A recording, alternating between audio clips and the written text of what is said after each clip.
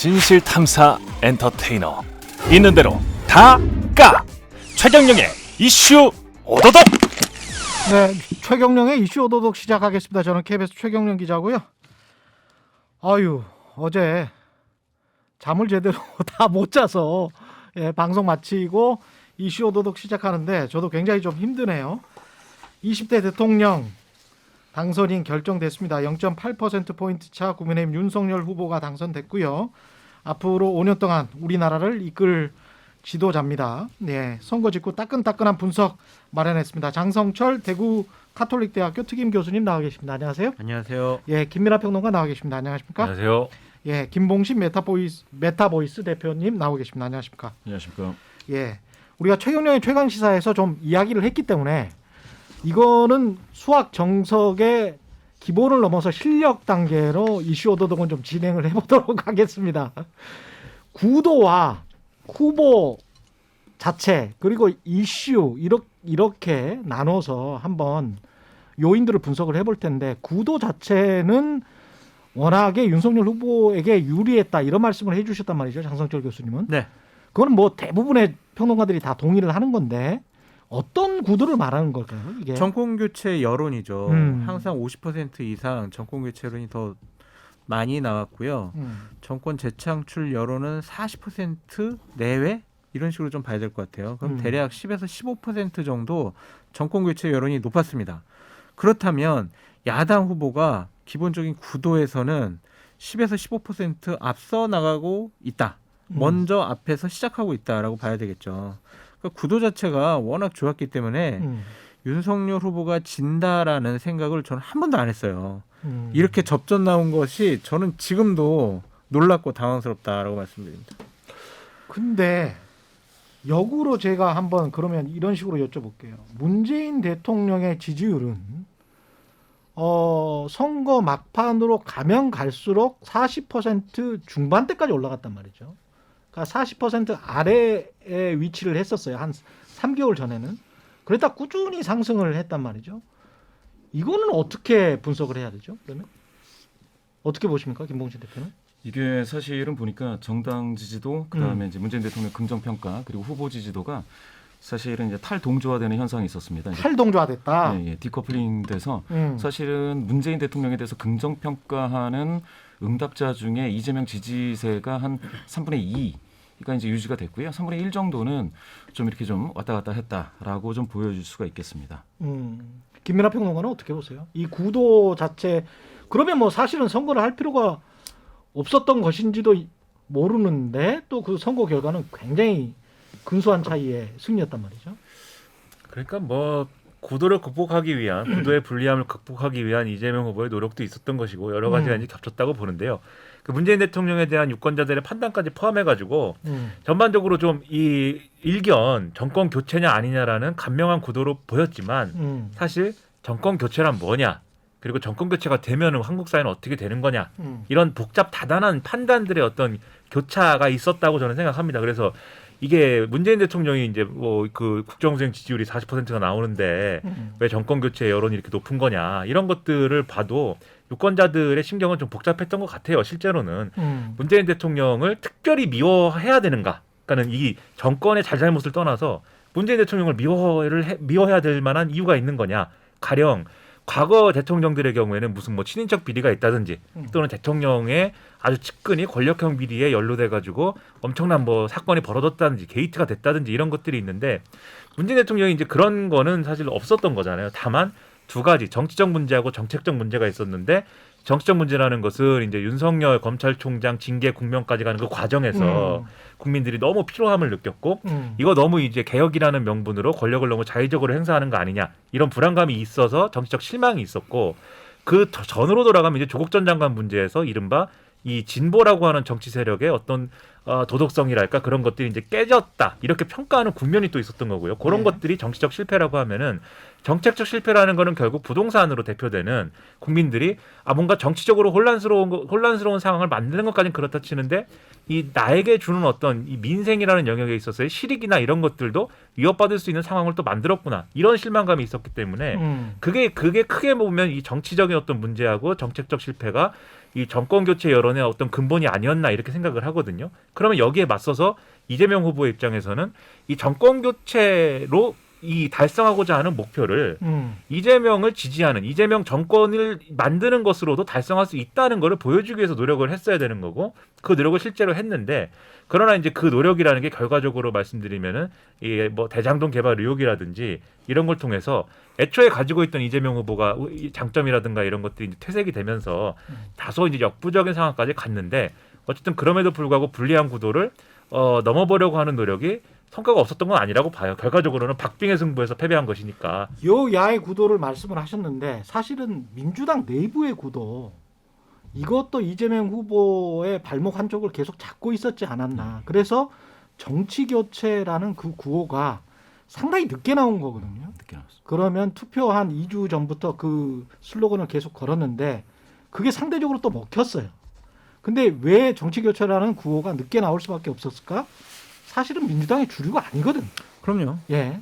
그런 측면에서의 민주당 내부의 구도를 같이 깨가면서 선거 캠페인을 벌일 수밖에 없었던 이재명 후보로서의 한계, 어려움 이런 것들이 굉장히 크지 않았을까 그런 생각도 해봅니다. 그 두 가지 예. 면으로 봐야 될 것 같아요. 예. 그러니까 그것이 과연 사람들과의 관계 아니면 그 내부에 있어서의 권력 투쟁 이렇게 봐야 되는 것이냐. 결국엔 민주당이 주는 586이다.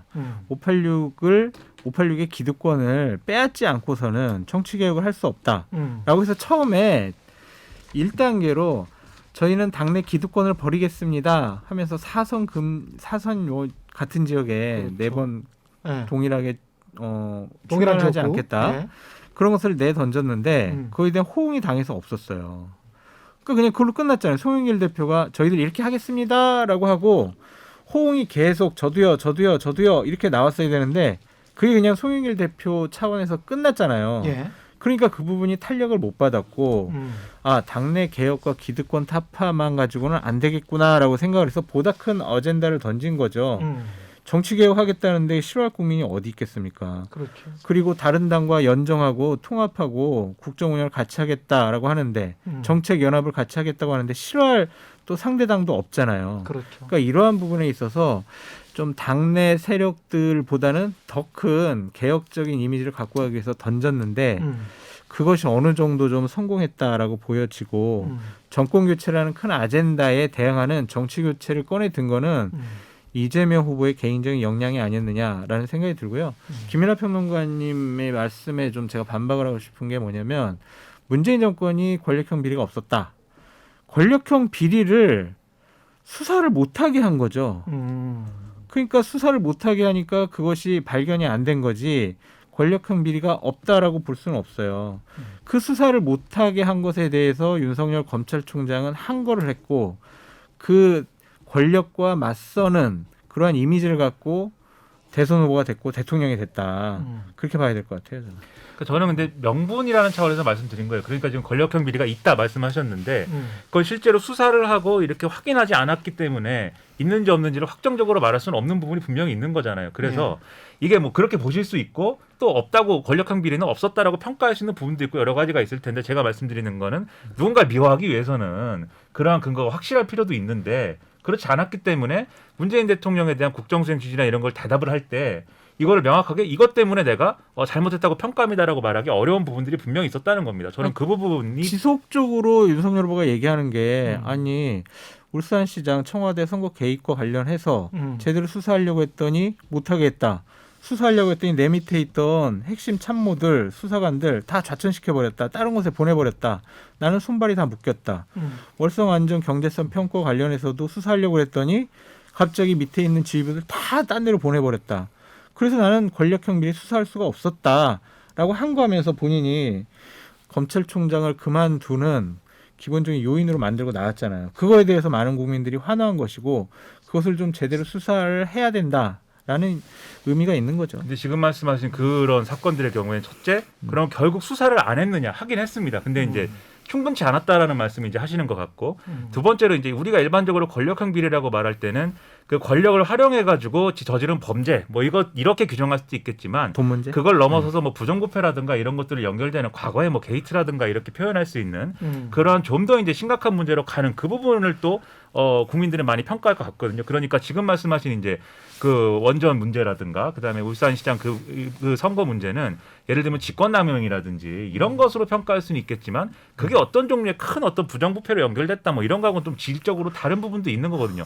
뭐가 더 낫다 아니다가 아니라 이전 정권에서 봤던 그런 광경들이 어쨌든 그게 이유가 뭐든 간에 이 정권에서 이제 다소 눈에 띄지 않았든지 없었든지 아무튼 그것들이 명분상으로 이 문재인 대통령, 문재인 정권에 대한 어떤 전면적인 반대로 이어질 수 있는 그러한 징검다리가 되기엔 좀 부족했다. 이런 생각이 드는 거고 다만 그렇다고 해서 정권 교체를 향한 이런 여론이 그러면 없는 거냐. 그건 아니라는 거죠. 그래서 이게 탈동조화가 정권 교체를 원한다라는 여론과 문재인 대통령의 국정수행 지지율이 높은 거에 대한 이 탈동조화가 이루어지는 과정이라는 게 명분상의 그런 문제가 있었다라고 말씀드리는 거고 그다음에 정치 교체는 그 정치 개혁을 해야 되고 그다음에 이제 다당제로의 변화를 해야 되고 이런 것들은 사실 선거 막판에 꺼내는 것은 진정성 논란이나 이런 것으로부터 자유로울 수 없었기 때문에 저는 이미 경선 과정에서부터 그러한 전망이나 이 청사진들을 이재명 후보가 내놓을 필요가 있었다고 봐요. 그런데 그러지 못한 것에는 우리가 1차적으로 분석을 하면은 문재인 대통령에 대한 당내의 지지가 워낙 이제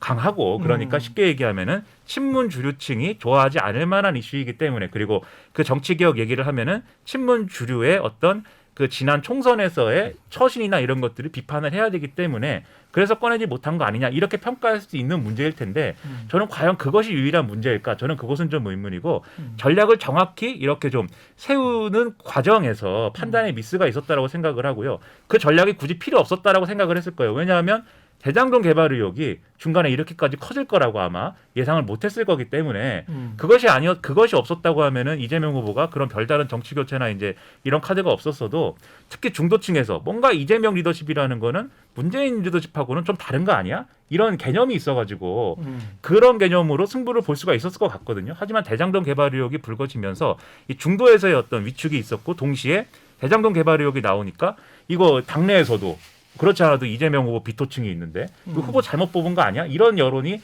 양쪽에서 있었기 때문에 이게 위축이 되면서 사실 이재명 후보 전략에 꼬인 부분이 있거든요. 그래서 그런 차원에서 결과적으로 너무 늦게 나온 게 이 불리한 구도를 극복하지 못한 요인이 되지 않았나 생각합니다.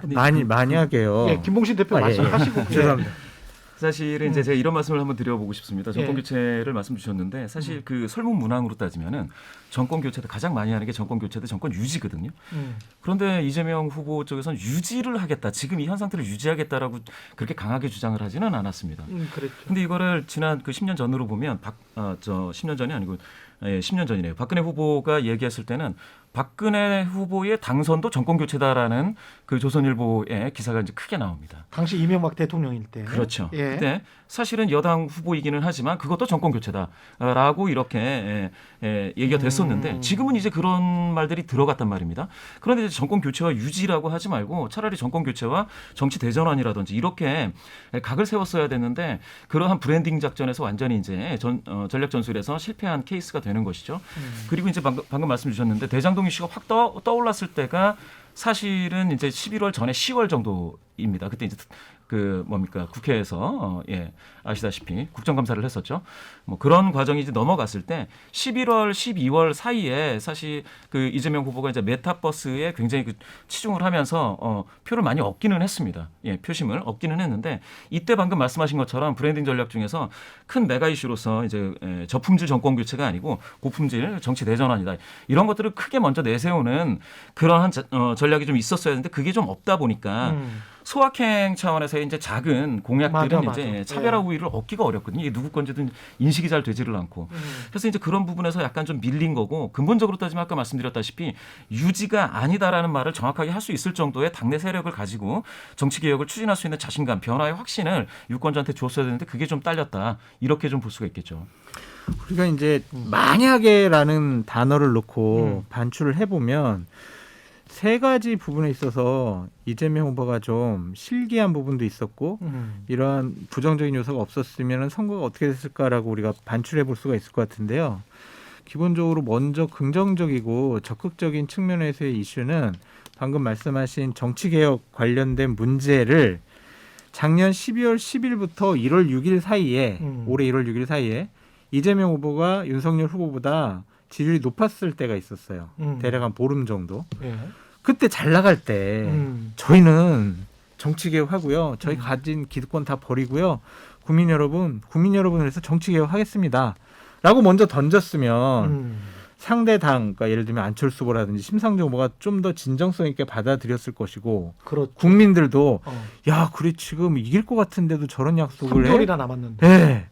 그러면 야 이건 정말 믿을만하네 라고 생각했을 텐데 그렇지. 너무 늦게 정치 교체라는 화두를 던졌어요. 그 부분이 좀 안타까웠다는 생각이 들고 만약에 두 가지 부정적인 이슈로 대장동 이슈가 안 나왔으면은 없었다면. 이재명 후보가 이겼을까? 그리고 김혜경 배우자에 대한 이슈가 법인카드? 네거티브 이슈가 안 나왔으면 이겼을까라고 생각해 보면 가능했을 것도 같아요. 작년 8월 31일 날 경기도 한 일간 신문에 무슨 칼럼이 나오냐면 화천대유는 누구 겁니까? 라는 그 유명한 칼럼이 딱 나와요. 그 칼럼이 나오면서부터 시작해서 민주당 언제요? 작년? 작년 8월 31일 날 8월 31일. 네. 그러니까 그때 나오고 나니까 민주당 경선에서부터 대장동 이슈 가지고 이낙연 후보가 이재명 후보를 집중적으로 공격하거든요. 그때부터 시작됐어요. 근데 만약 그 칼럼이 나오지 않았다면 근데 지금 밝혀지기로는 민주당 내에서 그 칼럼의 내용을 제보를 그 민주당 내에서 했다라는 지금 얘기가 나오고 있지 않습니까? 그러니까 그것을 관리를 좀 잘했다면 그게 안 나왔을 거예요. 그런 문제가 안 됐을 것 같고 본인이 대통령에 도전하겠다라고 생각했으면 경기도지사 시절에 관리를 잘 했어야죠. 아무리 생각해도 이해가 안 돼요. 법화를 가지고 왜 그러한 일을 벌였는지 도저히 이해가 안 됩니다. 그러니까 자기 관리도 좀 부족했던 것 같고 주변 관리도 좀 부족했던 것 같다라는 생각이 듭니다. 법화는 뭐 그 확정된 사실이라고 저는 생각을 하고. 그렇죠. 사과도 했어요. 예. 근데 이제 대장동 같은 경우는 이게 이제 결국은 이제 배임 문제지 않습니까? 이제 돈을 받은 게 없다면 배임의 문제고 초과이익 환수 조항을 넣었는지 안 넣었는지의 문제인데 이게 화천대유는 누구 겁니까라는 그 프레임 내지 아젠다로 가면서 마치 돈을 받은 것처럼 그렇죠. 뒷배인 것처럼 된 측면이 있고 그런 측면에서는 이재명 후보가 대장동 특검을 통해서 만약에 진실이 밝혀져서 돈 안 받은 게 맞다라고 하면 억울한 측면이 조금은 있을 거는 같아요. 네. 어떻게 보세요? 이런 것들은? 이것도 이제 특검 수용 예. 문제거든요. 이게 대장동 이슈 방금 말씀 주신 것처럼 대장동 이슈가 지지자한테는 효능감을 높이는 역할을 하고요. 그 상대방으로서는 이제 혐오감을 더 강화시키는데 중간에 있는 중도층의 확장이 약간 어려운 이슈로 자리 잡았습니다. 그런데 이제 문제는 이제 특검을 수용하느냐 마느냐의 부분으로 사실은 민주당 내에서 좀 약간 좌고우면했다. 라는 생각이 들고 중간에 11월, 12월 넘어가면서 특검 수용 메시지가 나갔지 않습니까? 이제 그때 이제 대장동 이슈가 사실은 들어가 버렸습니다. 대장동 이슈 자체가 이슈 프리미엄이 윤석열 후보 쪽에 다 있지 않다라는 거죠. 그때 약간 윤석열 후보가 메시지를 좀 톤다운 해버렸어요. 특검을 수용한다고 하니. 특검 수용하고 같이 받자라고 하니까 그때 이제 확 빠졌거든요. 그리고 나중에 이게 다시 나온 거죠. 그렇게 따지고 본다면 제가 생각했을 때는 메시지를 받을 때 바로 이제 반사적으로 반응을 해서 특검 받겠다라고 일단은 해야 되는데 특검을 받으면 이제 전국이 전부 다 이제 그쪽으로 쏠릴까봐 그게 이제 우려돼서 최초에 특검 수용에 대해서 좀 미온적인 태도가 있었습니다. 이제 이 부분이 여론에서 중도층으로의 확장을 좀 막는 그런 역할을 했다고 봅니다. 저는 이게 뭐 특검 수용도 필요했고 그리고 그 특검을 이제 조기에 수용해가지고 이슈를 터는 게 좀 필요했고 그 다음에 이재명 후보가 이 이슈를 대하는 태도도 사실은 중도층의 평가에 영향을 미쳤다고 보는데요. 그러니까 예를 들면은 이재명 후보가 이 이슈에 대해서 정책적으로는 어쨌든 이게 여러모로 잘못됐다. 그리고 그거에 대한 책임이 분명히 나에게 있다.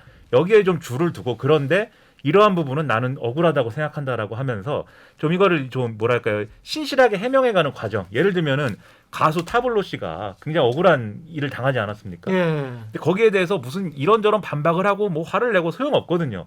스탠퍼드 대학교에 가가지고 그 졸업장 뗄 때까지는 그 증명서를 뗄 때까지는 그리고 그 과정이 굉장히 저 사람 굉장히 불행했구나. 라는 느낌을 줄 때까지는 소용이 없거든요. 근데 이재명 후보도 그런 부분으로 있어서 굉장히 신실하게 해명을 해나가는 과정을 보여주는 게 훨씬 더 중요했다고 생각하는데 이게 어디서 제가 볼 때는 이 중도층에 주는 이미지가 약간 왜곡됐냐면은 이 국정감사에서 역공을 하는 듯한 모습이 막 보여버리잖아요. 예. 그 자리에서 국민의힘이 한 거 아니냐, 국민의힘 게이트 아니냐. 물론 본질적으로 봤을 때 이 특수부 검사들 그리고 이제 법조인들 그리고 이제 이 국민의힘 일부 그 성남시에 있었던 사람들 다 연루돼 있고 연결돼 있는 거는 사실일 수 있는데 이걸 이슈에 대응하는 태도가 역공을 하고 아 이게 대장동 이슈라는 거를 오히려 활용해가지고 뭔가 역습을 가하는구나 이런 이미지가 돼버리면 그게 이재명 후보가 가지고 있는 저 사람의 어떤 진정성, 진실성 이런 거에 대해서 이미지에 이제 좀 타격이 있을 수 있다고 저는 봤거든요. 예. 그런데 경기도 국정감사에서 정확히 이제 그런 모습으로 결과적으로는 됐다고 저는 봐요. 근데 그게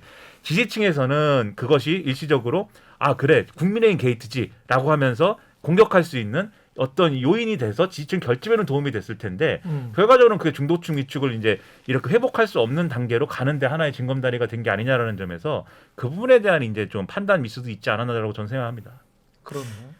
저는 이 부분은 이재명 후보의 그 말과 행동이 웃겨요. 왜냐면은 처음에 이 사업과 관련해서는 5천억을 환수한 당군 일의 최대 치적 사업입니다. 이것을 설계한 사람은 저예요. 저 이재명입니다. 이랬다가 대장동이 문제가 생기니까 이것은요 국민의힘 게이트고요. 이것은 윤석열이 몸통입니다. 이렇게 나왔어요.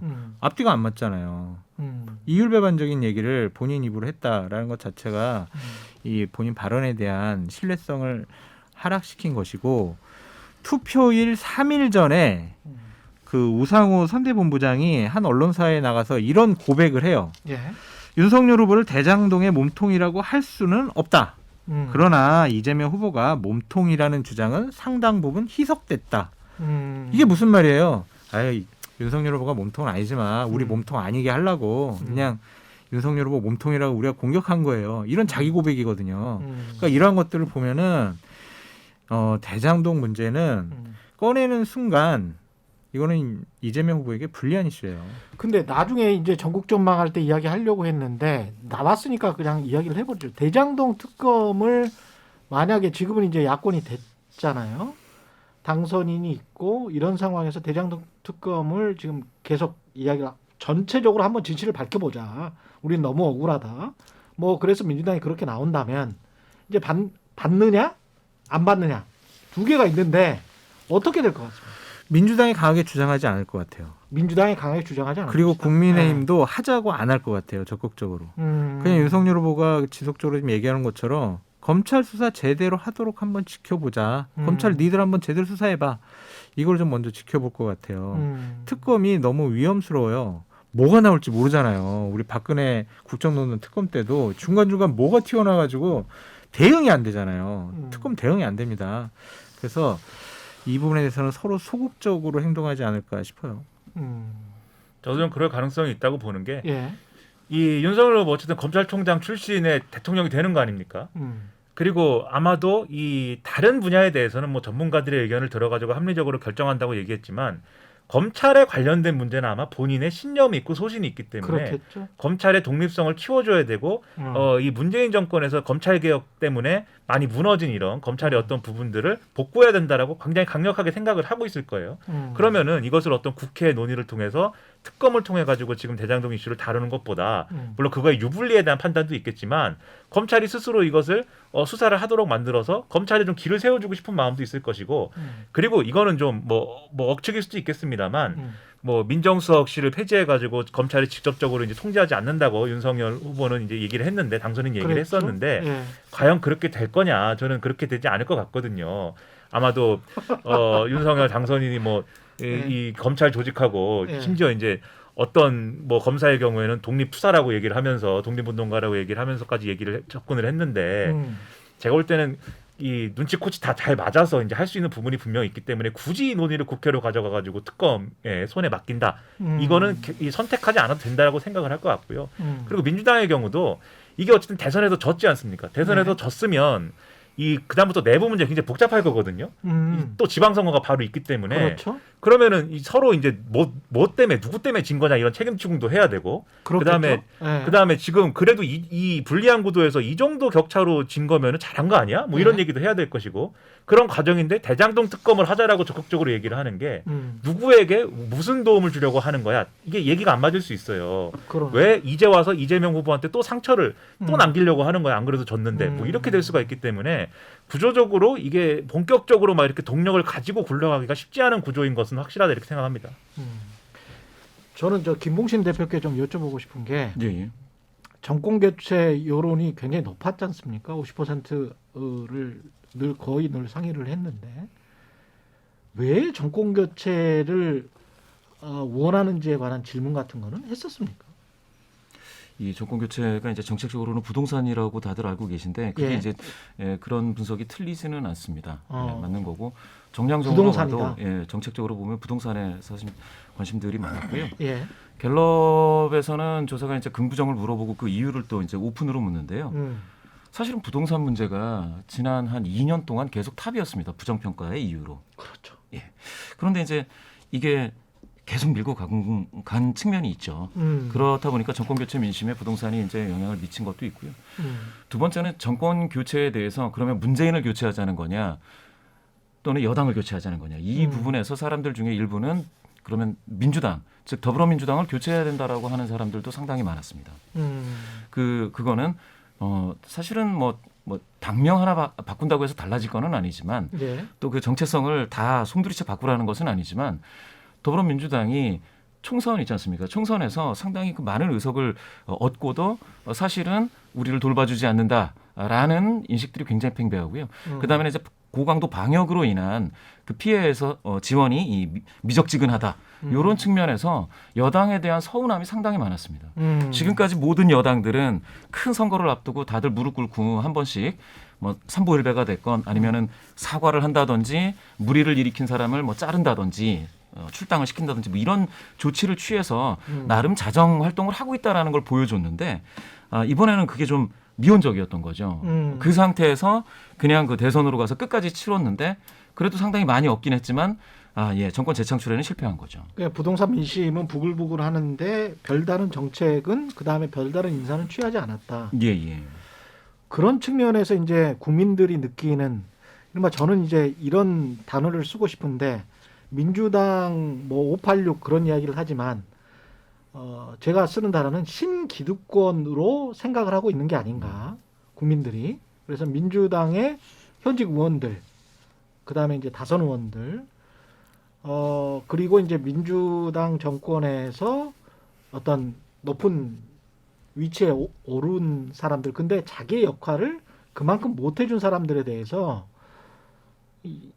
그냥 기득권으로 안주해서 그냥 본인들이 원래 생각했던 민주주의나 개혁이나 이런 거는 잊어버리고 본인들 욕망이나 욕심만 채운 거 아닌가 그런 어떤 시선이 많이 있었기 때문에 정권 교체에 대한 여론이 높았던 거 아닌가. 그것도 이제 같이 부동산 민심이나 뭐랄까요? 같이 이렇게 섞여 있는 거 아닌가 그렇게 생각이 들어요. 정확한 지적이시죠. 그것이 단순히 돈 문제가 아니라 권력의 문제에 있을 수도 있고요. 그 자신들이 가지고 있던 것을 지키기 위한 것이다.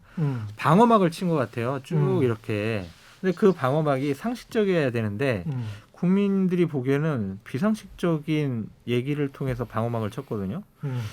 예를 들면은 민주당 계열의 단체장들이 여러 가지 성비위 사건을 저질렀잖아요. 그거에 대해서 국민들 눈높이에 맞는 해명이라든지 내부적인 징계가 없었어요. 그냥 그래도 옹호하려고 그러고 그냥 뭔 사정이 있었겠지라고 했단 말이에요. 그런 부분들. 조국 전 장관 사태 이후에 비상식과 불공정 문제, 윤미향 의원 사태와 관련해서는 이해할 수 없는 행동들. 우리가 조국이야, 우리가 윤미향이야 이런 식으로 방어막을 쳤거든요. 그것은 국민들이 납득할 수가 없죠. 그런 것들이 쌓여서 부동산 문제와 덧붙여서 이 정권 심판론이 높아지지 않았느냐라는 생각이 듭니다. 일반적으로 이제 기득권을 미워할 때 주되게 우리가 갖는 어떤 정서가 기득권 왜 미워하냐면 두 가지 때문에 일반적으로는 미워해요. 첫 번째 무능하다가 있어요. 무능하다. 현실의 문제를 해결해주지 않는다.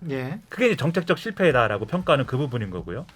그다음에 사익을 추구한다가 있어요. 무능한데 이런 국가 권력을 장악하고 있는 그러한 이제 기득권들이 그 권력을 활용해가지고 자기들끼리 좋은 일들만 한다. 그게 꼭 돈을 뭐 이렇게 빼먹는다 뭐 이런 게 아니라고 할지라도 그렇죠. 지금 말씀하신 것처럼 자기들끼리 흉 있으면 덮어주고 뭐 아무것도 아닌 일처럼 하고 그러면서 남의 흉은 또 크게 이렇게 얘기하고 그걸 이제 이 굉장히 내로남불이다 이렇게 해서 강력하게 공격을 했던 거잖아요. 이제 그런 문제들이 국민들의 눈에 보였던 건데 근데 저는 그게 이제 정권 교체 여론이 커지게 만드는 이제 굉장히 유력한 서사라고 생각은 하지만 예를 들어서 그러면 이제 지금 정권이 바뀌어가지고 이 다른 이제 집단이 권력을 잡았을 때 지금 문재인 정권보다 유능할 수 있겠느냐? 저는 그건 또 아닐 거다라고 생각을 해요. 이게 문재인 정권이 특별히 유능하기 때문이라기보다는 그게 아니라 무능하다고 충분히 평가할 수 있는데 그게 이제 어떤 권력 집단이 바뀌는 거에 따라서 달라질 수 있는 문제이냐에 대해서 좀 의문이고 오히려 훨씬 더 구조적인 문제나 이런 것들이 큰 상황이어서 그렇죠. 오히려 권력이 이 뭐랄까요 주류 세력이 교체가 되더라도 서로 기득권이야라고 손가락질하는 게 아니고 이 부분은 우리가 그러면 어떤 협의해가지고 고쳐보자라는 이런 프로세스들이 있어야 되는데 그런 부분은 이제 만들지 못한 거에 대한 실책이 저는 더 크다고 보고 그다음에 내로남불이다라고 하는 거에 있어서는 제가 볼 때는 문재인 정권에서 일어났던 수많은 내로남불 사례들 중에는 제가 볼 때 억울한 것도 있습니다. 뭐가 그게- 억울해요? 네? 뭐가 억울해요? 저한테 지금 네. 왜 저를 네. 뭐가 억울하냐고요? 뭐가 억울한 아니, 사례? 뭐만 나오면 다 내로남불이라는 거예요. 네. 예를 들면 부동산 정책을 펼칠 때 예를 들면 다주택자들은 이 집을 좀 파시고 만약에 안 파시려면은 임대사업자로 등록을 해가지고 그래가지고 떳떳하게 세금 내면서 임대사업 하십시오. 처음에 초기 부동산 정책의 틀이 그거였잖아요. 근데 그게 이제 좋은 거냐 나쁜 거냐를 떠나서 그것의 정책적 실효는 논의할 수 있는데 문제 제기를 어떻게 했냐면 청와대에 있는 고위공직자들이 강남에 다 집을 갖고 있고 그리고 다주택자들이어가지고 이게 내로남불이다 이렇게 접근을 했어요. 제가 기억하기로. 근데 맞아요. 다주택자인 사람은 1주택자를 위한 정책을 펴면 안 되는 겁니까? 이게 이런 식의 공격이라는 게 제가 볼 때는 내로남불이라는 공격 억울한 것이고 예, 강남 좌파 내로남불 이렇게 됐죠. 그렇죠. 아니 국토부 장관이 자기가 다주택자면서 다주택자한테 집하라고 한 게 그게 내로남불이지. 그게 어떻게 내로남불이 아니에요? 안 그래요? 아니 그거는 내로남불이다라고 할 게 아니고 다주택자라고 할 때 임대사업자 등록해가지고 임대사업 하라는 것까지 막은 건 아니잖아요. 그러니까 아니죠. 이 정책의 목표와 효과를 따져야 되는 것이지 네. 이 정책이 잘된 정책이냐 정당성이 있는 정책이냐는 다 없어. 이게 없어지고 국토부 장관의 다주택자 그럼 내로남불 이것은 정당성이 없다. 이렇게 다 끝나버린 문제에 대해서 그렇게 공격하는 것이 옳았느냐라는 거예요. 아니 근데 김현미 국토부 장관은 나와서 뭐라고 그랬냐면 집 다주택자들 아마 못 견딜 겁니다. 다 파셔야 될 겁니다. 다 파십시오. 우리가 뭐 불이익 많이 줄 겁니다. 라고 협박해놓고 자기는 다주택자잖아요. 그러면 내가 불이익 많이 받으면 되죠. 그렇게 따지시면은 네. 그렇게 얘기하시면은 네.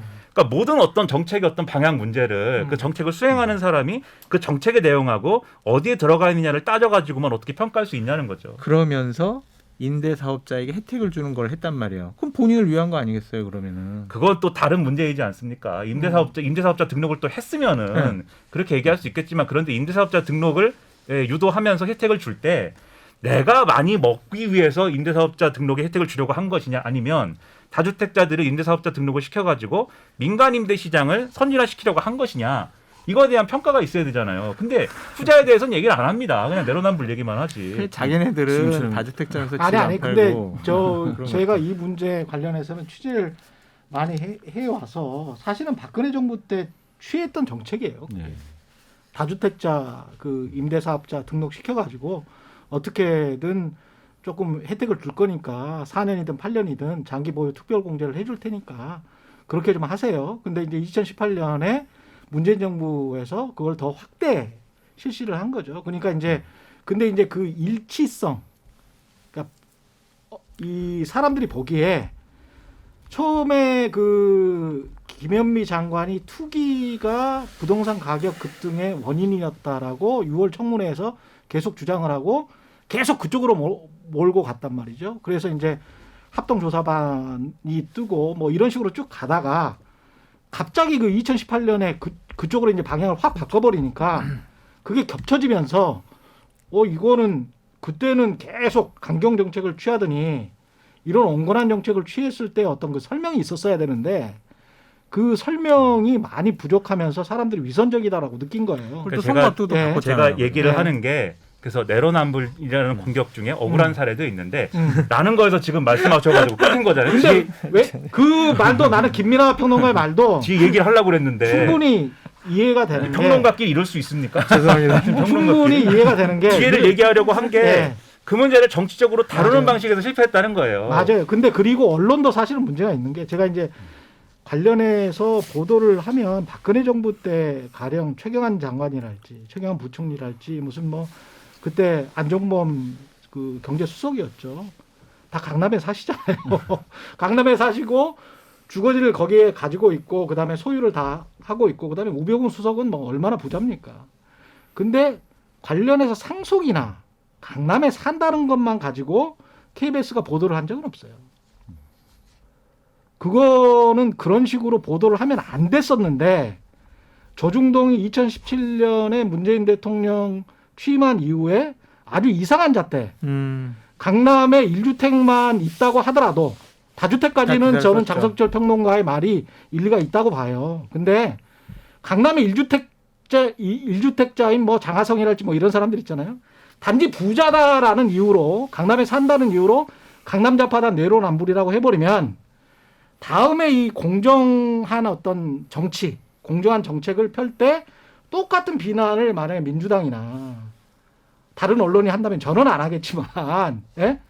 그러면 10년 동안 민주당 지지자들이랄지 언론을 곰곰이 본 사람들 입장에서 봤을 때는 기준이 왔다 갔다 하네? 그럼요. 이렇게 되는 거죠. 그것도 내로남불이 될 수 있어요. 예. 그러니까 온 이게 세상 내로남불이라고만 하면 정치를 우리가 그렇죠. 어떻게 논하겠습니까? 그렇게 되면 아무 정책도 못 하는 게 되는 거거든요. 사실은. 이게 그 내로남불을 대하는 태도가 사실은 방금 말씀 주신 것처럼 이제 언론이 이제 부각시키는 것도 있지만 그러니까 이제 민주당을 지지하시는 그 소위 얘기해서 이제 문팬 그 지지층들 있지 않습니까? 그런 분들이 이런 논리가 있습니다. 아까 그 논리 대응하는 태도도 문제가 있다고 하는 그 부분인데요. 도덕적으로는 상대적으로 우월하다. 저쪽에서 이제 1,000억의 비리가 있는데 여기서는 뭐 몇 억 안 되니까 훨씬 더 나은 거 아니냐 이러는 상대적 우월성을 이제 이야기를 하지 않습니까? 그런데 이제 국민들 중에 점점 많아지는 게 제가 마음에 이제 문턱이 있는 거죠. 이 스레스홀드를 넘어갈 수가 없는 거죠. 몇 억만이라도 또 몇 천만 원이라도 비리가 있으면 다 똑같다. 다 똑같은 기득권자다. 이 말씀도 맞네. 이렇게 보는 사람들이 점점 늘어나기 때문에 사실은 내로남불이다라는 게 이제 먹히는 거죠. 상대적인 박탈감도 컸고 맞아요. 사실은 집값이 급등하면서 너무했어요. 특히 중산층 본인 스스로를 중상층이라고 생각하는 근데 집은 없어. 근데 연봉은 1억 2억이야. 그런데 집이 없음으로 해서 갑자기 10억 정도 차이가 나. 친구랑 한 5년 동안. 그러니까 이제 상대적 박탈감이 너무 커진 커요. 네. 그게 서울 부동산 민심으로 분노죠. 나타난 게 아닌가. 지난 재보궐선거도 그렇고 이번도 그렇고. 그래서 그걸 정치적으로 다루는데 실패하여 말씀하신 대로 지금의 민주당 정권이나 이 관계자들이 새로운 기득권으로 보이게 된 게 사실이다. 그런 것이죠. 그렇죠. 네. 근데 이제 이게 이제 윤석열 당선인이 제가 이제 공정의 부메랑이라는 이야기를 했는데 굉장히 골치 아픈 문제가 이제 될 겁니다. 숙제가 엄청 쌓여 예, 있어요. 자영업과 이 부동산 문제가 사실은 아주 미묘한 회색의 지대가 굉장히 많거든요. 맞습니다. 예, 그 회색의 지대를 잘 설명을 해야 되는데 그동안에는 설명을 안 하고 비판만 무자는 듯이 딱 잘라서 네. 너는 나쁜 놈, 나는 좋은 놈 이렇게 된 거예요. 근데 그걸 이제 막상 정책을 하려면 사실은 회색지대가 있어요. 그리고 이 이야기를 해야 되는데. 정치도 그렇고 언론도 그렇고 저는 예. 내로남불 얘기 그만했으면 좋겠는 게 이제 윤석열 정권 돼서 윤석열 대통령이 뭘 하잖아요. 예. 그럼 과거에 이렇게 얘기했는데 왜 지금 이렇게 하느냐? 또는 당신은 뭘 가지고 있는데 왜 이런 정책을 하느냐? 내로남불을 엄청나게 또 얘기를 할 거예요. 여당이 됐든지 그렇죠. 뭐 언론이 됐든지. 예. 근데 거기에 대해서 이 내로남불이라고 하지 마라라고 만약에 윤석열 정권이나 또는 보수 정당이 얘기를 하잖아요. 그러면 또 내로남불을 또 얘기합니다. 과거엔 당신들은 똑같이 이렇게 공격해놓고 왜 우리가 공격하는 거에 대해서 내로남불 하지 말라고 그러냐. 내로남불을 또 얘기할 거예요. 그러면 이게 한도 끝도 없고 영원히 이 얘기만 하는 끊임없는 거예요. 악순환이 되는 거죠. 그렇죠. 그러니까 예. 그렇게 하지 말고 예. 뭘 하면 그것의 잘잘못을 따지고 효과가 그렇죠. 있는 거냐, 실효적인 것이냐. 그 정책에 대해서만. 그렇죠. 예. 그리고 정치적으로 이렇게 처리하는 게 맞는 거냐 이렇게 따져야지.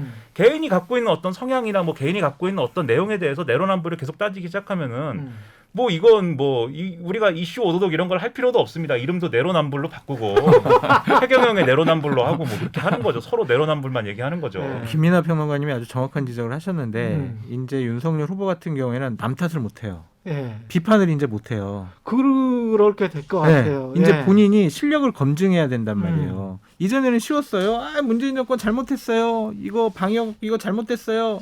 이랬는데 이제 그거를 넘어서 가지고 자 우리는 어떻게 하겠습니다라는 대안까지 제시해야 되잖아요. 이제부터 어마어마한 숙제들이 산더미같이 쌓여 있다.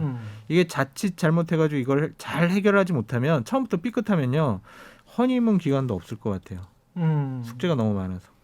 그게 이제 그 다음 제가 꼭 여쭤보고 싶은 건데 윤석열 당선인이 48.6%에 딱 절반에서 한 24만 표 정도 더 가져간 건데 이런 표를 가지고 어떻게 국정을 운영할지 거기다가 이제 국회는 저렇게 170석 이상이 민주당이 장악해 있는 그런 상황에서 과거에 또 역사가 있어요. 과거 역사가 있어서 민주당 정치인들은 지금 이제 솔루션 정치, 해결의 정치를 원하는 사람들도 꽤 있을 거예요. 하지만 지지자들이 우리는 언론과 국민의힘에 당했다라고 생각하는 지지자들이 꽤 많을 거거든요. 그러면 그 지지자들이 과연 호응을 해줄까? 협치와 화합의 정치에. 그러면 이걸 어떻게 추스려야 되나? 그때는 이제 집권 여당이 되는데 굉장히 참 고민이 될 것 같습니다. 내려놔야 되죠. 내려놔야 돼요. 된다. 예, 그러니까 감동을 줘야 돼요. 이제는. 그러니까 아까도 말씀드린 것 같은데 내 사람, 우리 편, 그 사람들 챙기기 시작을 하면요. 우리를 반대했던 사람들은 더 등을 돌려요. 그런데 저 사람이 처음에 인사부터 기대해 볼 만해 하네. 이러한 감동을 줘야 된다는 거죠. 그러니까 예를 들면 지금 언론에 나오는 것처럼 자 지금 비서실장 장제원 의원 윤핵관 중에 한 명 예, 장제원 감동이 있겠습니까? 예. 이러면은 이제 또 시작이구나. 자기 사람 챙기는구나. 이럴 텐데 대통령은요. 자기가 하고 싶은 일을 하는 자리가 아니라 해야 될 일을 하는 자리예요. 국민들이 원하는 일을 하는 자리란 말이에요. 그러니까 내 고집, 내 신념, 내 가까운 사람 챙기고 그것을 주장하는 것이 아니라 막 우리 말로 국민통합 하잖아요. 그건 자기 버리는 것부터 시작을 해야 된다. 그래야 국민들이 감동을 갖는다. 그래야 국정 운영이 가능하다. 그래야 협치가 가능하다라고 말씀드립니다. 근데 지금까지 선거 기간에 보여온 윤석열 후보의 스타일은 강한 자기 신념이 있는 거 아닙니까? 강한 자기 신념이? 그렇죠. 근데 그 신념이 이 메시지 이 수준인지 정말 나의 신념인지 요게 좀 헷갈리는 것 같습니다. 그 메시지를 전부 다 실행을 하신다고 하면 동북아시아가 이제 흔들흔들 할 것 같은데 그게 쉽지는 않을 것 같고요. 이거 첫날인데 덕담 좀 해주세요, 제발. 뭐 긍정적으로도 흔들릴 수 있죠. 그런데 이제 역대 대통령들의 이제 여론조사를 하지 않겠습니까? 이제 앞으로 그 인수위 기관 중에서는 기대감 설문을 하게 되고 그 다음에 이제 출범을 하게 되면 긍정부정 평가를 하게 되는데요. 지금까지 가장 높은 비율을 얻은 긍정 비율을 얻은 그 대통령은 이제 문재인 대통령 80%까지 올라갔었습니다. 그런데 이제 되게 대조적인 두 사람이 있습니다. 이명박 대통령은 한 50% 약간 넘다가 20%까지 한 분기만에 팍 떨어지거든요. 그런데 이제 김영삼 대통령이 70에서 시작하다가 한 분기 만에 80으로 올라갑니다. 그렇죠. 김영삼 대통령은 당시에 이제 하나회. 척결 또 금융실명제라든지 그랬죠. 이런 것들을 줄줄이 내놨는데 이게 아까 말씀하셨던 대통령이 정말 해야 되는 대통령이 아니면 할 수 없는 그러한 어떤 숙제들을 해 나갔을 때 국민들이 굉장히 좋아하더라. 따라서 이제 작은 정치에 매몰되지 않고 정말 이거는 정파와 정당을 떠나서 누구든지 이거는 꼭 대통령이 해내야 되는 그럼요. 그야말로 이건 적폐청산이다라고 할 만한 누군가를 이렇게 몰아내는 측면에서 혼내주는 적폐청산이 아니고 보복하면 우리 역사 안 돼요. 그렇죠. 보복이 아닌 역사 전체를 통틀어서 이 사람은 할 수 있다라는 거를 좀 해주면은 지지도도 올라가고 또 여야의 협치도 가능해질 것 같습니다. 과거에 이명박 대통령이 굉장히 힘들다가 살짝 올라간 적이 있었습니다. 그때 역대 대통령 중에 유일하게 독도에 갔었어요. 그때 5%포인트 올라갔습니다. 딱 한 번. 이런 것들을 좀 보시면은 그런 것들이 좀 참고사항이 되지 않겠느냐 하는 생각입니다. 근데 이제 이명박 대통령이 독도 갔던 거는 또 나중에 뭐 논란이 크고 뭐 굉장히 공격도 많이 받고 그랬는데 근데 결국은 이제 결과적으로는 명분이 있는 것을 시작을 하면서 명분이 있는 걸로 이 상대를 설득을 해가면서 거기서 연계되는 어떤 여러 가지 정치적 협상으로 문제를 풀어갈 수밖에 없는 것 같아요. 협치라는 게 그냥 뭐 가서 우리 협치합시다 그러면 뭐 그냥 되는 건 아니잖아요. 결국 상대를 설득해야 되는 문제인데 설득이라는 건 또 설득당할 준비가 돼 있지 않은 사람을 설득하는 것만큼 또 어려운 게 없거든요. 그렇죠. 그런데 그래도 그나마 가능성이 가장 높은 거는 야 이거는 정말 해야 되는 거 아니냐라고 하는 전 국민이 동의할 수 있는 그런 것을 꺼내놓고 이거를 하기 위해서 필요한 여러 가지가 있는데 이것에 대해서 협상해 보자. 그리고 이걸 하면은 우리도 이걸 내줄 테니 그러면 이건 좀 내줘라. 이렇게 협상의 단계를 밟아가는 게 중요한데 그러려면 굉장히 정치적인 어떤 그 판단 능력이나 정무적인 판단이나 그런 어떤 스킬이라든지 이런 것들이 굉장히 이제 좀 필요한 거죠. 그래서 그러한 것들이 필요한데 이제 사실 영선이고 또 정치 초보인 윤석열 그 당선인이 그러한 과제를 감당할 수 있느냐에 대해서는 사실은 우려가 크거든요. 하지만 국민의힘에 있는 또 이제 좀 경륜 있는 그런 국회의원들도 많이 있지 않습니까? 그래서 그런 분들의 말을 좀 잘 귀담아 듣고 또 국민들의 요구나 이런 것들을 명확히 파악을 해서 명분 있는 일로부터 시작을 하는 게 제일 중요하지 않을까 그럼 생각합니다. 명분이 있는 일이 뭘까요? 그러게 말입니다. 그게 김연아 뭘까요? 평론가님 예를 들면 네. 윤석열 후보가 야당에게 저기 총리 야당에서 추천하십시오. 같이 이렇게 국정 운영 같이 동반자를 합시다. 정책 합시다. 이런 식으로 하면 어떨까요? 저는 이제 그렇게 제안을 하면 이제 안 하는데 여당이 안 할 것인데 그러니까 야당은 상당히 골치 아플 그렇죠. 것 같아요. 부담스러워서 안 할 네. 건데 그 부분에 있어서도 그래서 분명히 야당이 된 정당들의 역할이 또 필요한 것 같아요. 그래서 예를 들면은 이재명 후보가 어쨌든 이 이후의 전국에서는 이재명 후보가 뭔가 어쨌든 어떤 축의 역할은 해야 되잖아요. 예. 그런데 대선 기간에 어쨌든 내세운 어떤 구호가 정치 교체였던 것이고 뭔가 이제 협치였던 것이고 뭐 그런 거지 않습니까? 그런 연장선에서 그런 것들을 적극적으로 이제 수용한다든지 협력한다든지 이런 메시지를 오히려 좀 주도적으로 낼 수 있으면 그런 것들이 좋은 영향을 주지 않을까 하는 생각도 저는 있습니다. 근데 그게 가능한 거냐 어렵겠지만 저는 어려워도 이제 그러한 변화를 보여줘야 그러한 변화를 보여주지 않고 우리가 지금까지 계속 보았던 익숙한 서로 두 세력이 서로를 반대하면서 서로에 대한 정당성을 키워가지고 그거 가지고 선거를 해가지고 비호감 선거로 만드는 이거를 계속 되풀이하게 되면은 언젠가는 이거 두 세력 다 심판받기 때문에 이번 기회를 통해서라도 전환을 할 수 있는 그런 기회를 그런 방법을 통해서 찾는 게 저는 좋지 않을까 생각합니다. 국민의힘 내부는 어떻게 될 것 같습니까? 이제 윤석열 계라고 해야 될까요? 그러니까 윤석열 대통령을 만든 사람들이 있을 수가 있겠고, 그 다음에 안철수 계가 있겠고, 그 다음에 이제 이준석 당 대표가 있단 말이죠. 그리고 이제 다른 중진들이 있고요. 홍준표, 유승민도 뭐 있는 것이고. 그러면 이런 상황에서 국민의힘은 첫 번째 싸움을 눈여겨 보셔야 될 것 같아요. 예. 원내대표 선거가 곧 있습니다. 그러니까 원내대표 선거를 예를 들면 윤석열 후보가 내 직계로 딱 내세워가지고 내가 국민의힘도 장악을 해야지라고 생각을 하는 순간 이준석 대표랑은 이제 대판 싸우는 거죠. 근데 이준석 대표랑 상의를 해가지고 자 원내대표 누가 됐으면 좋겠냐라는 것들을 기본적으로 줄기를 잡아줘야 될 것 같아요. 안 그러면은요.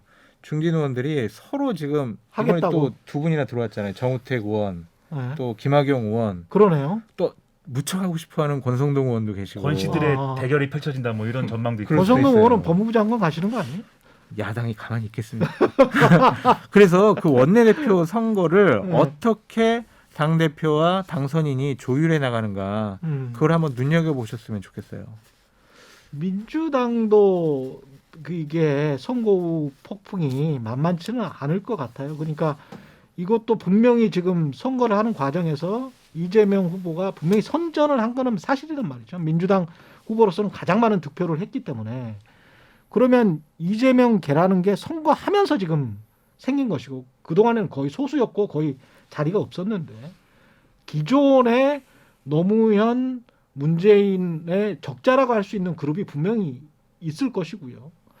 그렇게 생각을 해보면 그리고 이제 또 어떤 개혁을 하자는 그룹들이 있잖아요. 박용진 의원이랄지. 뭐 그러면 민주당은 또 어떻게 될까? 또 어디였죠? 열린민주당?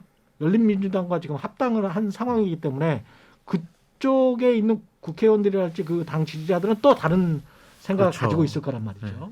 이것도 쉽지 않은 문제가 봉착을 할 것 같습니다. 민주당도. 양당 내부가 다 영화 아수라의 그 장례식장 씬 있지 않습니까? 네, 거의 그런 분위기일 겁니다. 예. 근데 예. 어쨌든 그래도 여당이 될 국민의힘은 대통령 리더십이 있기 때문에 이 갈등이 있더라도 어떻게 찍어 누르면서 갈 수 있을 것 같아요. 조정이 어떻게, 가능하다. 예, 줄기를 잡아가면서 조정이 가능하다. 그게 쉬운 문제는 아닙니다만 네. 그리고 오히려 그렇게 한 후과가 나중에 나타날 것입니다만은 어쨌든 단기적으로는 좀 찍어 누르면서 갈 수 있을 것 같은데 야당이 될 더불어민주당 입장에서는 상당히 지금 골치가 아플 겁니다. 왜냐하면 일단 지도부가 날아가겠죠. 예. 선거를 패배했기 때문에.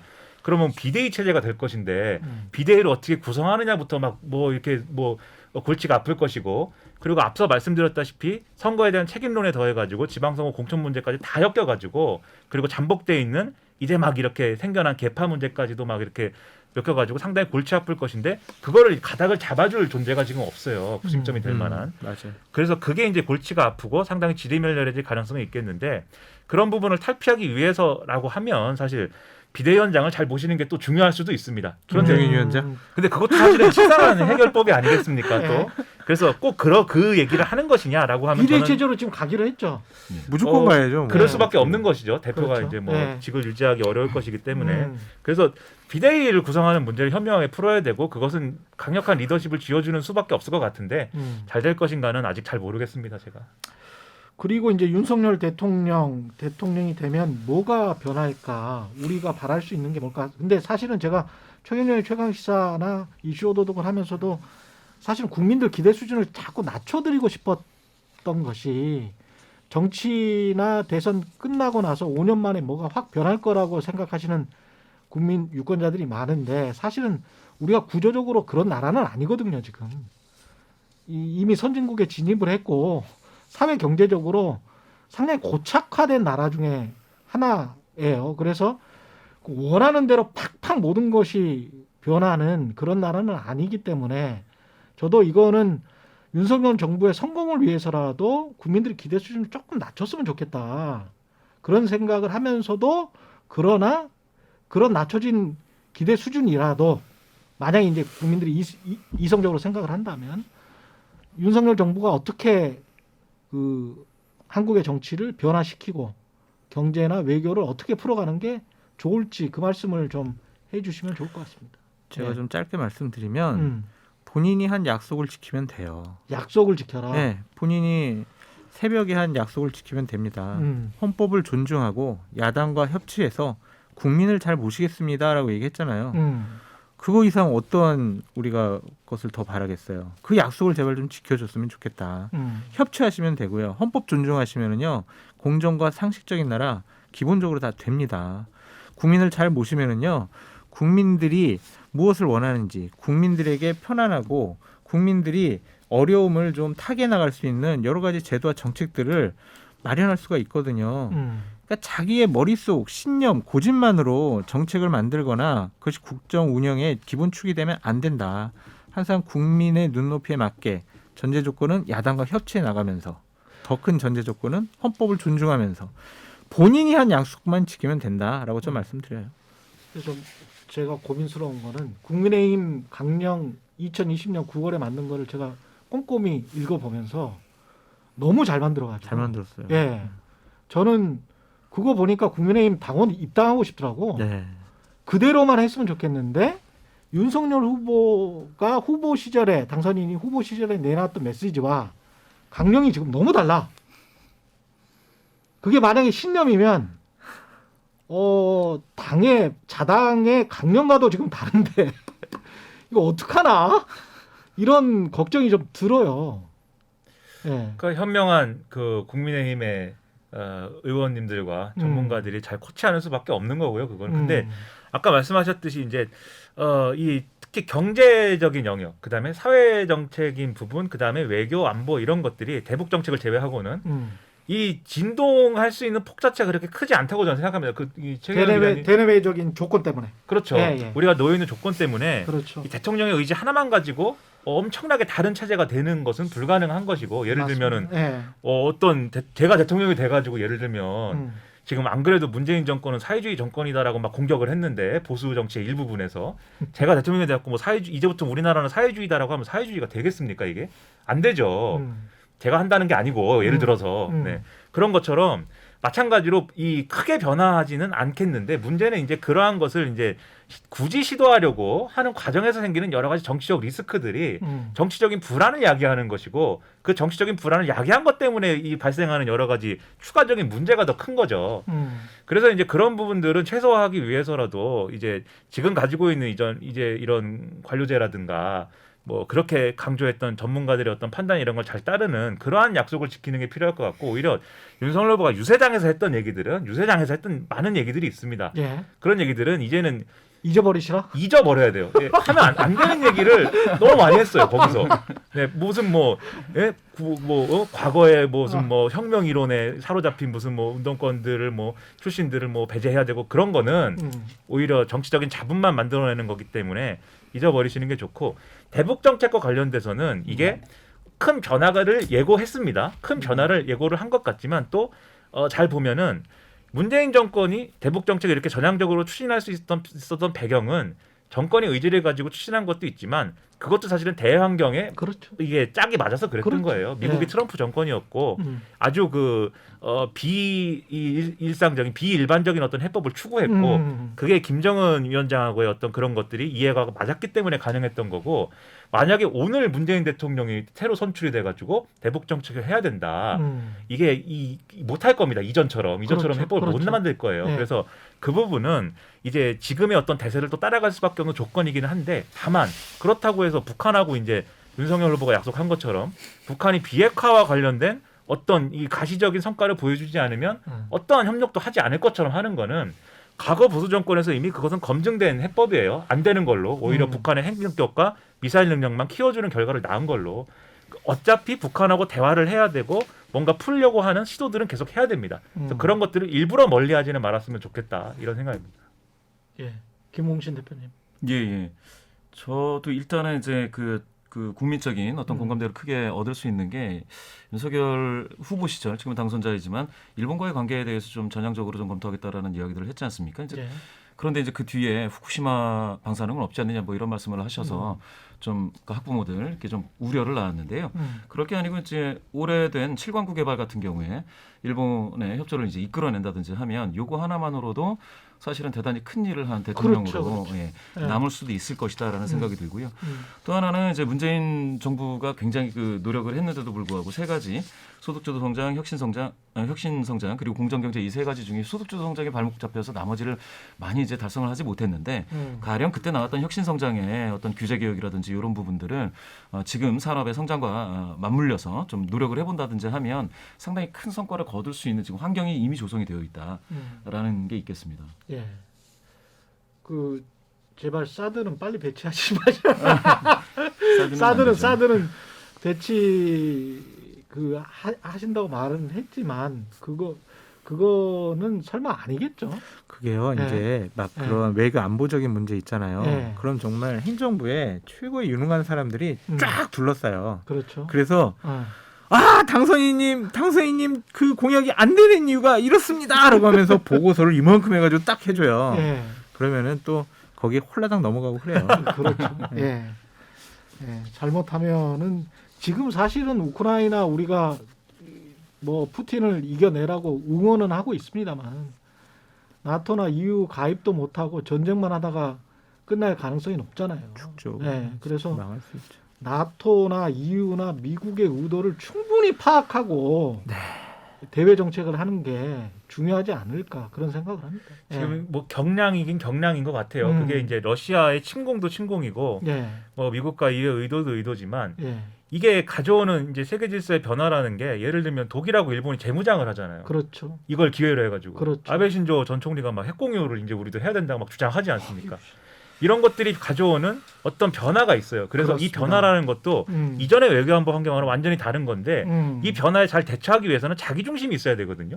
이 나라의 외교 정책이라는 게 우리는 미국하고 친하게 지내야겠다 또는 중국하고 친하게 지내야겠다 또는 어느 한쪽하고만 친하게 지내면은 멀어지니까는 둘 다 멀리해야겠다 이렇게 1차원적으로 결정할 수 있는 게 아니고 우리나라는 어떤 거야. 예를 들면은 우리는 이제 이 어떤 이 민주주의가 중요하다고 생각해서 민주주의의 동맹국들과 함께하지만 그렇다고 해서 다른 나라의 정치 체제를 부정하진 않아. 라든지 하지만 그 다른 어떤 독재 국가가 예를 들면은 민주 국가에 대해서 탄압하고 또는 민주적인 어떤 체제를 예를 들면 중국과 홍콩 관계 같은 거 그런 것들을 이제 뭐 잘못할 경우에는 우리는 명확하게 목소리를 낼 수 있어. 이런 원칙들이 있어야 되거든요. 그렇죠. 그런 원칙들을 세우고 거기에 대한 국민의 공감대를 모아가지고 외교안보 정책을 해야 되는데 지금 윤석열 후보가 얘기한 여러 가지 약속들이라는 건 너무 1차원적입니다. 그래서 이런 것들은 업그레이드를 해가면서 지금 장성철 평론가님 말씀하신 대로 최고의 전문가들이 다 하는 얘기가 있어요.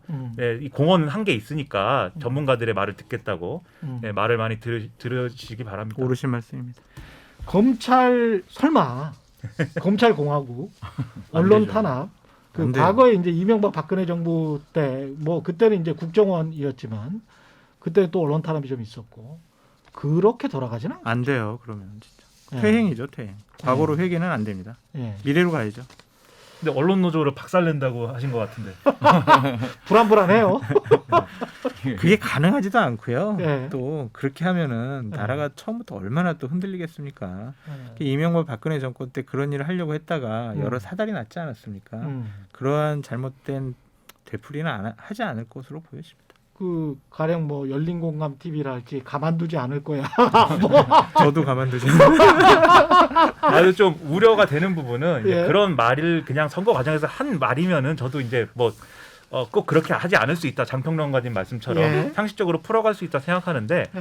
언론에 대한 지금 윤석열 당선인이 보여준 태도가 또 있어요. 예를 들면은 그 사소한 거긴 한데 그런 거 있잖아요. 개표 방송 하려면은 뒤에 초록 색깔 깔고서는 그거 모션을 좀 이렇게 촬영하고 그렇게 해야 되는데 어떤 방송사에서는 그걸 촬영했는데 어떤 방송사에서는 촬영 안 해가지고 그게 또 화제잖아요. 좀 예. 언론계에서는. 그런 얘기 근데 이거를 촬영 안 해준 방송사들은 좀 미운털 박힌 거 아니냐. 첫날이니까 하지 말래요. KBS는 그래요? 했습니다. 네, KBS 사실 사정사정해서 마지막에 해준 거 아닙니까? 가야 돼요. 죄송해요. 저 가야 돼요. 언론 인터뷰도 좀 예. 적극적으로 해주시고. 알겠습니다. 여기까지 하겠습니다. 장성철 대구 카톨릭대학교 특임 교수, 김민하 평론가, 김봉신 메타보이스 대표였습니다. 고맙습니다. 고맙습니다. 감사합니다. 예, 최근의 이슈 오도독 저는 단단한 껍질에 쌓여 있는 궁금한 이슈를 들고 다음 시간에 다시 돌아오겠습니다. 고맙습니다.